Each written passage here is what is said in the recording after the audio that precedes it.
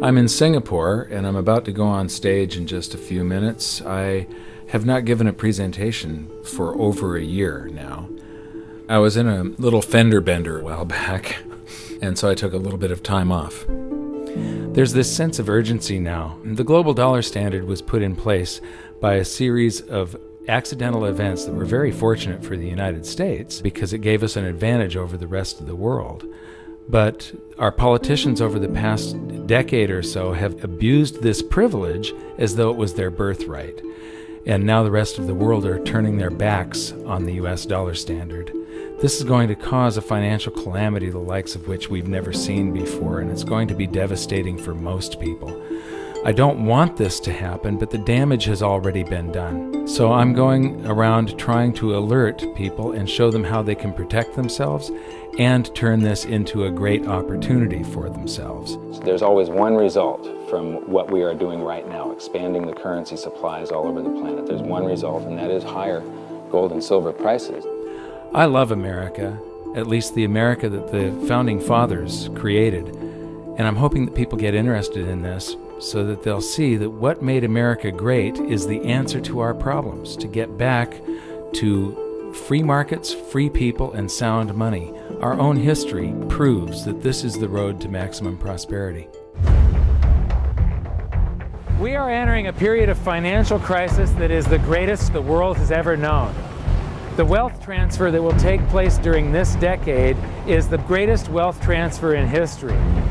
Wealth is never destroyed, it is merely transferred, and that means that on the opposite side of every crisis there is an opportunity.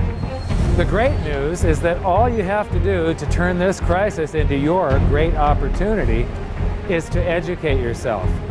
I believe that the best investment that you can make in your lifetime is your own education. Education on the history of money, education on finance, education on how the global economy works, education on how all of these guys, the central bankers, the stock market, how they can cheat you, how they can scam you. If you learn what is going on and how the financial world works, you can put yourself on the correct side of this wealth transfer. Winston Churchill once said that the further you look into the past, the further that you can see into the future. This program is all about creating your own crystal ball, being able to gaze into the future, being able to change this crisis, the greatest crisis in the history of mankind, into your great opportunity.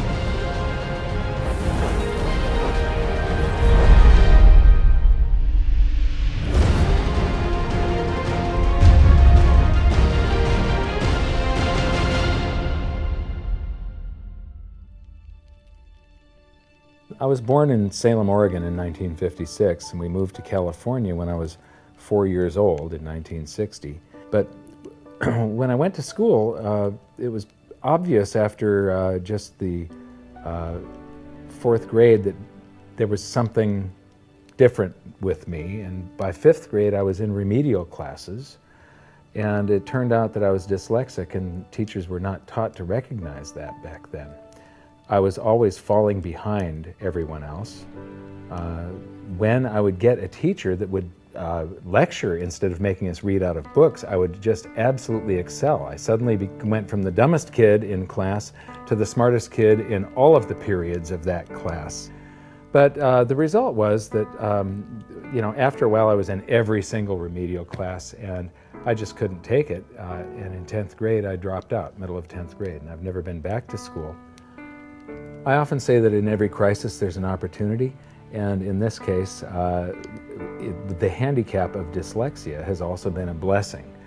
Because I couldn't learn out of books and I couldn't take notes, I just had to remember everything. And I have the ability to, my brain's wired a little bit differently. I have the ability to look at a chart today, and I know how it relates to a chart that I saw 10 years ago. But it was back in about the year 2000 when Steve Jobs of Apple introduced OS X.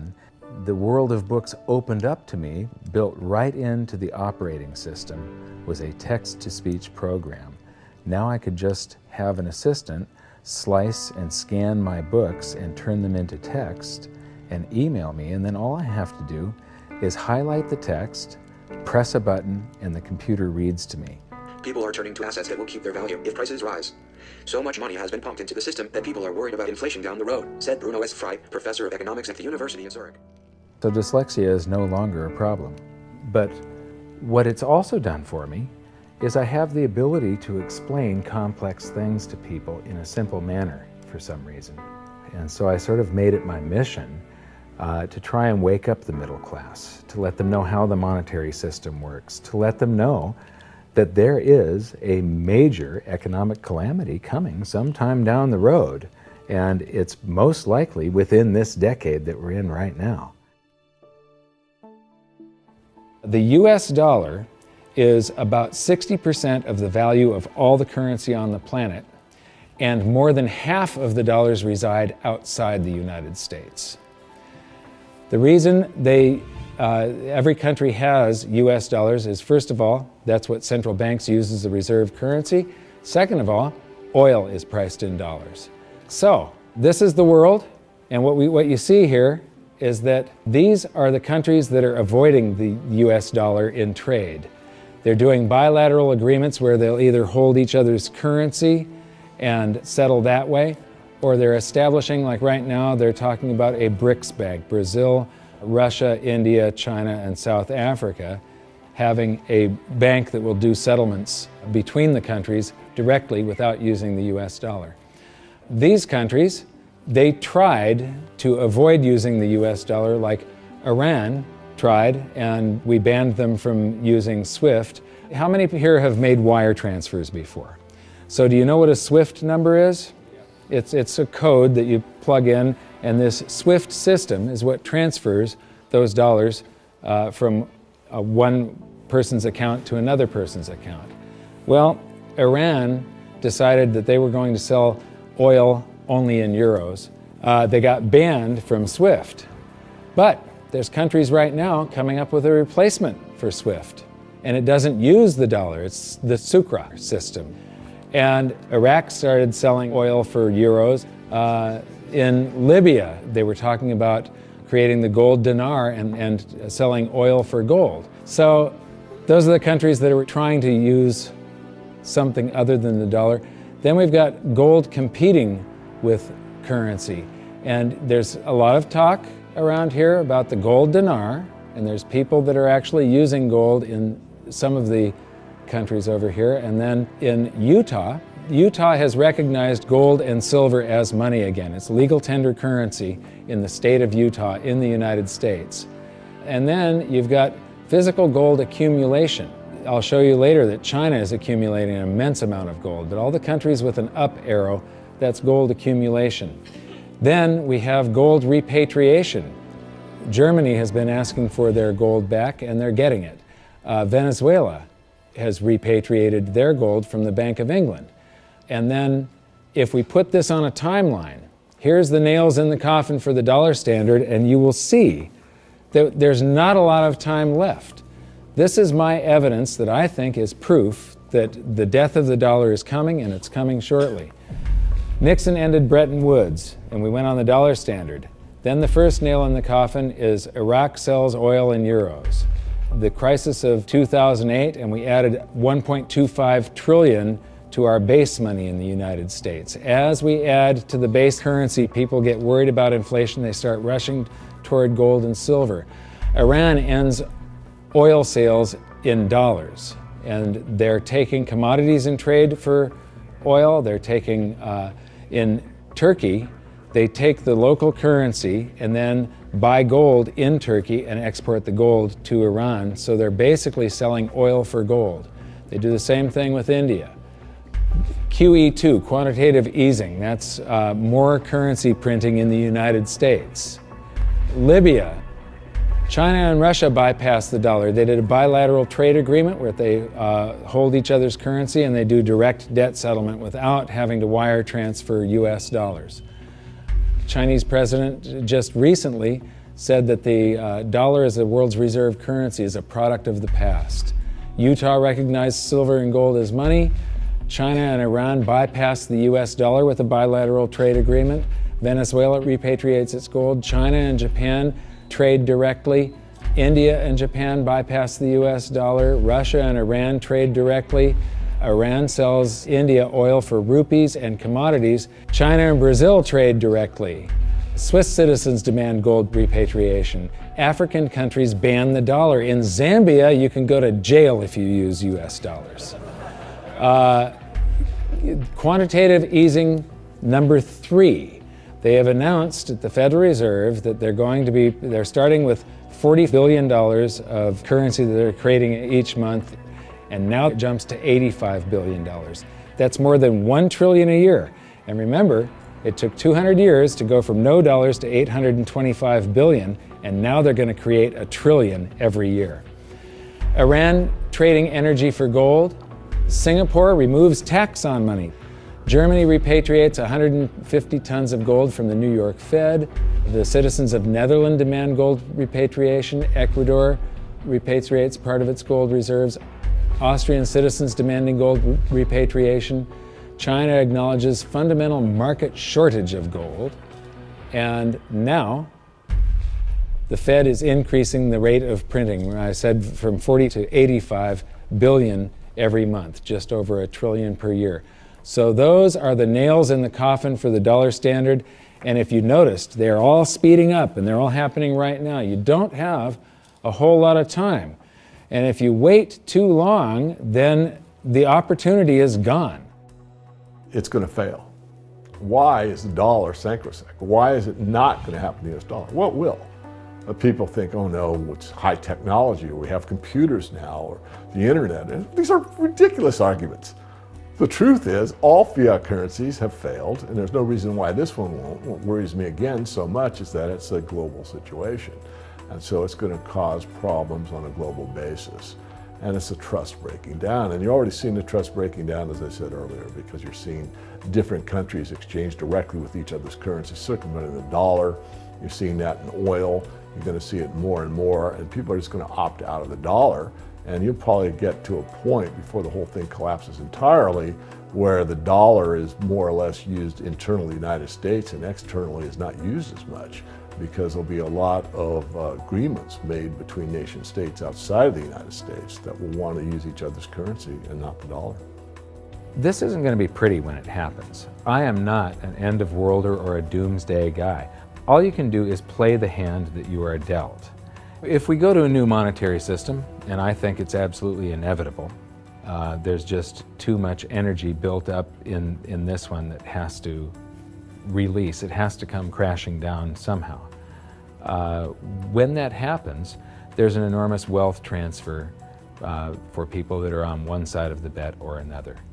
And people don't realize that whether they think they are making a bet or not, they are making the bet. They are involved. This wealth transfer affects everybody, whether you want to participate or not. If you're holding paper assets and paper currencies, you have bet one direction. If you're holding gold and physical assets, you've bet the opposite direction. So these are changes in Chinese holdings. They are accumulating gold. They are getting rid of US Treasury bonds. This is gold held in China. The green line is the cumulative gold. That's on this side, this scale. So it's gone from about 700 tons to almost 6,000 tons just since the year 2000. So this is their central bank holdings. This is their mine supply. But this is, and my researcher put all of this data together. You're the first people to see this. This is the amount of gold flowing through the Hong Kong exchange that goes into China. And the past couple of years here, they have ramped up their buying. They know that the dollar standard is coming to an end, and they are protecting themselves, and you're probably going to see gold-backed renminbi someday, the yuan. So this is an interesting chart. Changing global influence. So this is the correlation to this basket of currencies. This basket of currencies, if you add them all up, they're trading up or they're trading down.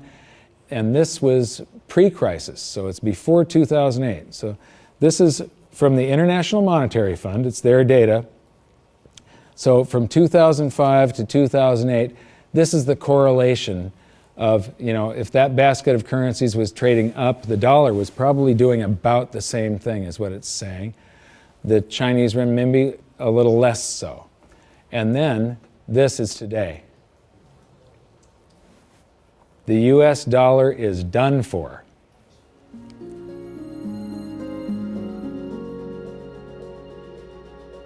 I don't think there's any question we're heading for a new monetary system. The question is, what will it consist of? The four choices are sort of a world of multiple reserve currencies. And Barry Eichengreen, Berkeley, is the leading proponent of this, or leading scholar on this topic. The problem with that, and where I disagree with Eichengreen, is there's no anchor in that system. We did have multiple reserve currencies before in the 1920s. He's right about that. And it was sterling and the dollar, but they were both anchored to gold. And in the post-Bretton Woods world, since 1944, it's been one reserve currency, which is the anchor, and it was anchored to gold until 1971. Since then, the dollar has been detached from gold, but all the other currencies are still linked to the dollar. So at the end of the day, we've had an anchor of some kind. We've never had a world of multiple reserve currencies with no anchor. I'm not sure that's that stable. The SDR is the second choice. The SDR is a basket currency sponsored by the IMF. At least for the time being, it's also printed money. The IMF literally prints the SDRs and ships them out to the members. And their reserves go up, exactly the way the Fed creates money and bank reserves go up. But it's not backed by anything. Third choice is gold, some variation on the gold standard. And the fourth choice is what I call chaos, which is that nobody does anything. There's a lot of wishful thinking, there's a lot of denial, there's a lot of delay, and we get to the point where people just totally lose faith in paper currencies, go to hard assets, and we have a sequential collapse of paper currencies around the world, at which point governments will have to react with emergency measures. And that could include coercion, confiscation, various sorts of freezes on paper assets. It could be a lot of things in that scenario. So to me, it's multiple reserve currencies, SDRs, gold, or chaos. I favor gold, but I fear that we may get chaos. I've talked about every 30 to 40 years the world has a new monetary system. And the thing is that over the years, governments and the banks have basically screwed us more and more and more. And these new currency systems are always created by the same idiots that created the last one that fell apart. It's the big banks, it's the central banks, and it's governments that are creating these new systems each time. And each time, the system they come up with is a system that cheats the population more and enriches the government and the banks more. It's a system that transfers wealth at greater and greater speeds. This one is going to fall apart just like all of the others. There's a difference this time, though. There's the internet. People are connected all over the world. Information is spreading, and people are getting educated. So I'm hoping that we go back to gold. Not a gold standard. Gold standards suck. I did a video on that. With a gold standard, there's supposed to be a certain amount of gold in the vaults for each unit of currency. In other words, it's a 1-to-1 ratio is the way it started. And then they print more receipts than gold that exists. So if we have gold standards, we're going to get scammed again. If we used gold and silver, if the public gets educated enough before all of this happens, if we went back to gold and silver, then governments can't scam us. It limits their ability to transfer wealth from the population to the government and to the banks. A lot of people say that you can't use gold and silver today because they're too heavy and bulky, and it's completely wrong. You could put gold and silver in a vault, and you could make payments to somebody by transferring ownership of nanograms, grams, or ounces of gold and silver from one person's account to another by means of a check, a credit card, or even your cell phone. If we go back to a gold-backed currency, gold-backed US dollar, at that point, I think the minimum scam that the US could get away with, which means the minimum number of dollars in existence that they could make convertible into gold, would be the dollars that are held in foreign central banks. That would be similar to the Bretton Woods system that we had from 1944 to 71. Well, I did some analysis on this when I was writing the book back in 2005, and back then it required $20,000 an ounce gold for the Treasury to have enough gold to cover those dollars, or the New York Fed actually. And if they were going to back all of the dollars, you're talking gold measured in the hundreds of thousands of dollars per ounce. There just isn't that much gold, and there's a whole lot of currency. We keep on printing it every minute of every day.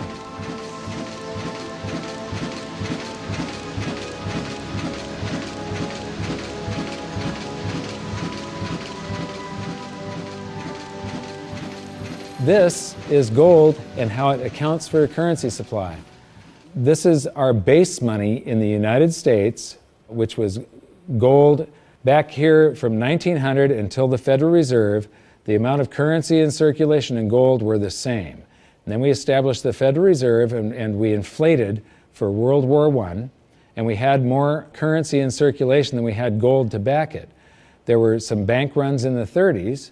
Then Roosevelt unpegged the dollar from gold, and gold's value rose from $20 an ounce to $35 an ounce. And when it did, the value of the gold held at the U.S. Treasury rose to meet the value of all the currency that was printed in the meantime.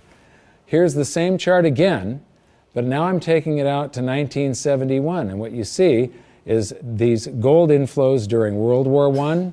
During World War II, it's another 117% gold increase. This is what made the United States a superpower. It's all financial. It isn't our war machine necessarily. It's all the gold inflows that we got because everybody else was at war and we were isolated from it. And they had to pay us for all their consumer goods and so on. And then we jumped into the war and we inflated. And then in about 1959, countries started figuring out that we didn't have all the gold. We were printing more dollars than gold that we had to back it. And under the Bretton Woods system, they could go to the New York Fed and turn in their dollars for gold at $35 per ounce. Only foreign central banks. Individuals couldn't do that. So gold started flowing out, and the U.S. lost 50% of its gold from 59 to 71. And in the meantime, we kept on printing currency. If this had continued until it got down to zero, if there was one more dollar out there that laid claim to gold, that came in and said, we want our gold for a currency, and there was no gold to back it up, the entire world monetary system would have come crashing down. So Nixon had to take us off of the Bretton Woods system, the last vestiges of the gold standard in August 15th of 71. So here's the same chart again. There's the first chart and the second chart to 71, and now I'm taking it out to 85, and I'm adding a second line here. How many people would agree that credit cards are replacing cash in circulation? Yeah? Credit cards, you use your credit card more and more every year, right? You use cash less and less. Well, this is outstanding credit card balances. It's called revolving credit outstanding is the name of the chart that you get from the Federal Reserve. When you charge something on a credit card, you create currency. The bank didn't actually loan you anything. They invented numbers, and then they have the gall to charge you interest if you don't pay those numbers back on time. So the thing is that the merchant that you're paying, the restaurant or the grocery store, that merchant's checking account can't tell the difference between the credit dollars that you created or the cash dollars that you pay them. So to that merchant's checking account, it all looks the same. And those dollars that you created stay in circulation until somebody saves them up and pays down credit card debt. So unpaid credit card balances I include as part of the cash in circulation. And in 1971, Nixon took us off the gold standard and gold became a freely traded separate commodity/money, and it did an accounting of the currency supply. There was quite a while here where we could have gone back on the gold standard. The value of the gold at the Treasury exceeded all the dollars printed from George Washington to Jimmy Carter. And for a week or so, a couple of weeks, it exceeded base money plus outstanding revolving credit. So here's the same chart again. That was to 1985, and now I'm going to take it out to today. And so there's that 1980 peak where it shot past base money and base money plus outstanding revolving credit. And then we get to the crisis of '08. And Ben Bernanke, oh, by the way, instead of billions, we're now measuring in trillions. So we started in millions, and then it went to billions, and now it's trillions. So we did the bailouts and all the quantitative easings, and that's what the currency supply looks like today. And then they announced quantitative easing 3, which is that $85 billion a month that they're creating, and they think they're going to have to do it until about 2015. So here's the projection for gold covering the currency supply today would be $13,400 per ounce gold, for history to repeat and for gold to do the same thing that it did in 1934 and in 1980. And believe me, it shocked people in the 1970s. When gold was $35 an ounce and Nixon took us off the Bretton Woods system, all the economists were predicting that gold was going to go down because now there was going to be no more monetary demand for it. Anybody that said gold was going to go to $100 was considered an absolute lunatic, and it went to $850. It rose 24 times its price. Well, when I wrote my book, we were right here with base money. So base money plus outstanding revolving credit. It took about $6,000 an ounce for history to repeat. Today it takes $13,400, and if you include the same overshoot, remember in 1980 it didn't just cover base money, but it shot past it. $24,000 an ounce gold is what it would require to meet that. Except the Fed has announced that they're going to keep on printing currency until there's lower unemployment and the economy gets back on track. And they think till 2015. So the projected price, according to the Fed and history repeating, if the Fed does this and then history repeats and gold, the public gets afraid of what the Federal Reserve is doing and they rush toward gold and silver to protect their purchasing power, gold would have to rise from there to way up here, and that is $26,000 per ounce gold to cover. If it does the same overshoot, we're talking about $47,000 an ounce gold. Now, I don't even like to measure gold in dollars. If you measure it in a price doesn't mean anything. It's the value. How much can you buy with the proceeds? If we have deflation and some of this currency evaporates, because it's all just numbers that they type into a computer these days, if we have deflation, maybe gold peaks at $3,000 an ounce and the currency supply collapses to way down here somewhere, and the Dow is at 1,500. That means gold will still be double the Dow. You're still going to get 14 times more paper assets one day than you can buy today with them, and it's probably only a couple of years left that this is going to take, as you saw by how the nails in the coffin of the dollar standard, how they're speeding up. If we have big inflation and the Dow goes to 30,000, maybe gold will be 60,000 an ounce. And if we have hyperinflation, the Dow would be 30 trillion and gold would be 60 trillion. It doesn't matter. In any case, gold would buy you 14 times more paper assets than it does today. So these are the global assets. Here's the bond market. Here's the stock market. This is the value of real estate on the planet. And these are bank deposits, and there's gold. Now, that little slice of the pie is going to get a lot bigger in just the next few years, and it's not going to do it by a whole bunch more gold just appearing. It's going to do it by the price of other assets going down, or at least their value going down, and the value of gold going up. So the price of gold will change. That piece of the pie is going to grow. It was a lot bigger back in 1980 when gold was at $850. It's going to get a lot bigger today again, but today, as you've seen, it requires far, far higher prices. So, the death of the dollar standard. How many people here believe that I'm sort of predicting what's going on in the future here? You can see that there's a new world monetary system coming. It happens every 30 to 40 years, except this time, instead of a baby step off of gold, we've got to go from nothing back to something. It's going to be a worldwide convulsion, the scale of which has never been seen before. At the end of the day, the fundamental driver of gold, it's not so much that gold's in a bull market, it's more the dollar's in a bear market. And people say, well, how high can gold go? And my answer is, well, how low can the dollar go? The answer is the dollar can go to zero. If you divide any number by zero, the answer is infinity. So gold can go to infinity if the dollar goes to zero. Now, in the real world, something else will happen. It's not that gold becomes worth infinite number of dollars.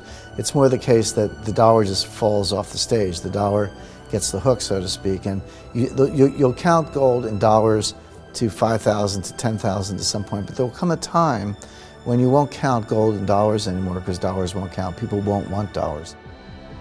There is so much opportunity in crisis, it is absolutely extraordinary. That's just not me saying that, that's just history. You read any amount of history, and I don't mean last week, I mean real history.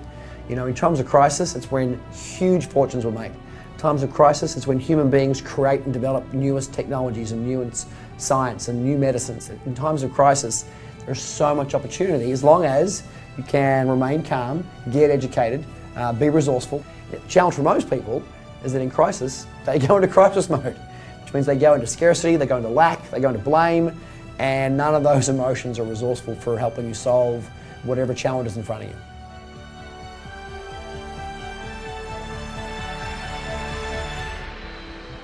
I believe that this is probably the greatest opportunity of anyone's lifetime. There has never been a situation where everything came together just like this. This is the first time in history where all the world's currencies are just fiat currencies backed by nothing. And if what I think is going to happen happens, this is the greatest wealth transfer in history. It's the greatest opportunity, and it'll never happen in our lifetimes again. So now we've learned the following hidden secrets of money. There is a global loss of confidence in the US dollar that is accelerating rapidly. The change to a new monetary system is inevitable and will most likely be chaotic. Gold standards do not work over long periods of time, but gold itself does. The public contributes to the massive amounts of currency creation by using credit cards and signing loans. Gold has already accounted for the expansion of US dollars twice in the last century and may likely do so again. So that's it for this episode. I thank you for watching, and I hope you enjoyed it. I know I threw around a bunch of astronomical prices for gold someday in the future, but it isn't the price measured in dollars, it's how much is its value, what is it worth, how much stuff can it purchase. The price measured in dollars, or any currency for that matter, is just a bunch of numbers, and it really doesn't mean anything. There are numbers that are created by the world's central banks, by the commercial bank system, and we're forced to transact in these currencies. But in our next episode, we're going to clear away the smoke screen of national currencies and show you how the world monetary system really works and how all national currencies have to continue losing value. It is not possible for them to maintain purchasing power over any reasonable period of time. As for the golden nails in the dollar's coffin, it's only been a short while since we filmed the presentation in Singapore, and already there are more of them. So for an update, visit hiddensecretsofmoney.com, and in your free information toolkit, there's an exclusive presentation on the latest developments of the golden nails in the dollar's coffin. Now, I know this episode was kind of serious and it might have you upset right now, but believe me, it's not all doom and gloom. As I've said many, many times before, there are these brief moments in history where the safest asset class, the safe haven investment for the last 5,000 years, also becomes the asset class that has the greatest potential gains in purchasing power, and I have bet my life on it. First, I became an investor back in 2002, and then I started telling everybody about it. I started warning them what was going to happen with the world economy and how to protect themselves, and I made it my mission to educate as many as I could. So in 2005, I wrote my book, and then I gave people a means to protect themselves and opened up goldsilver.com. I believe that my team and I have created the world's best precious metals dealership, because we don't just sell gold and silver, we are gold and silver investors. And what we want to do is help you understand how to get through what is coming, to protect yourself, and to turn all of these bad things around to your benefit. So if you decide that precious metals are for you, please visit goldsilver.com. We'd love the opportunity to become your dealer because we feel that we are more than a dealer. We're a partner with you, and we're on the same side of the fence as you. So thank you very much. Good luck. We'll see you at the exclusive presentation at hiddensecretsofmoney.com. Thanks. you think this is a man in the lifeboat situation? Let me ask you this. If you knew the Titanic was going to sink and you were on the Titanic, you know there's going to be a lifeboat situation coming up soon. Would you like lifeboats available? That's right. Would you like to get in the lifeboat early, get a nice seat, maybe close to the water, maybe close to the food supply, right there in the middle, nice and comfy? Or you want to be one of the last ones on the boat and you're jockeying for position, have to throw a kid out to make room for you? Yeah, so lifeboat situation, it depends how you like your accommodations on the lifeboat is whether you should be winking your way towards it right now. And I would be edging my way towards it right now. Mike Maloney's Hidden Secrets of Money is made possible by the clients of goldsilver.com. Your continued loyalty and support allows us to educate the public on how to both protect themselves and benefit in the turbulent times ahead. To all goldsilver.com customers, thank you. Hidden Secrets of Money would not be possible without you.